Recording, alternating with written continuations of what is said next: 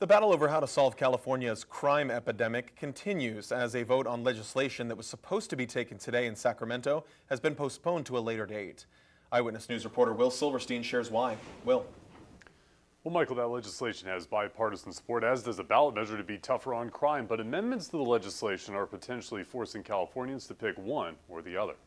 There's the perception that crime in California is out of control. That perception comes from local break-ins right here in Bakersfield in viral social media clips posted and shared in the thousands over the last few years. So what needs to change? From a legislative and prosecution perspective, law enforcement needs to get ahead of these problems, arrest individuals that are engaged in these brazen theft acts, and really get control of the situation. Two bipartisan solutions are currently on the table. One is a ballot measure that would reclassify several crimes from misdemeanors to felonies. The other is a series of bills aiding law enforcement and prosecutors in the state capitol. The two work hand in hand, right? Wrong. Sitting in the way of solutions are believed to be partisan politics by Democrat leadership in Sacramento. Poison pill plan has always been a bad idea. Poison pills have been added to the Sacramento legislation, meaning if the ballot measure is passed by California voters, the Sacramento legislation dies. I think that lawmakers have heard from their constituents, and certainly from DAs and sheriffs and police chiefs, that this isn't the kind of political gamesmanship that people want to see. So much so that California's entire Republican congressional delegation in Washington, D.C. is calling out the, quote, cynical political scheming by Democrats in the State House for potentially making voters choose one or the other.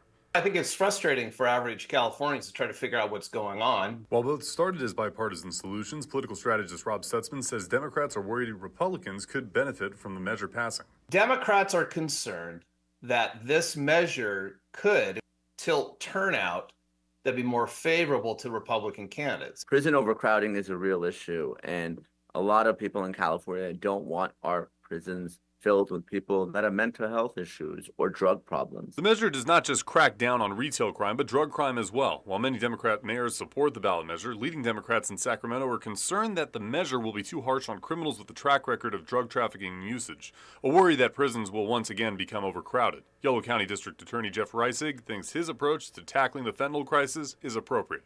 You can call it tough love, whatever you want to call it, but what we're doing right now in California is not working, and most people would agree with that. Kern County Representative David Valadeo signed that letter from California's Republican delegation, and then he provided Eyewitness News Now with this statement on the poison pill legislation and the potential competing ballot initiative. In part, it's disappointing, but sadly not surprising that Governor Newsom and liberals in Sacramento are attempting to undermine the will of Central Valley residents who want parts of Prop 47 repealed. Now, for Valadeo's full statement, that California GOP delegation letter, and most importantly, updates on all things reforming 47, head to our website, BakersfieldNow.com. In studio, Will Silverstein, Eyewitness News. Hi, I'm Rochelle Murcia with Eyewitness News Bakersfield Now on YouTube. Thank you for checking out our YouTube channel where we have tons of great content to choose from. While you're here, go ahead and click on the subscribe button right there. That way you can stay up to date on all the things related within Kern County. Thanks for watching.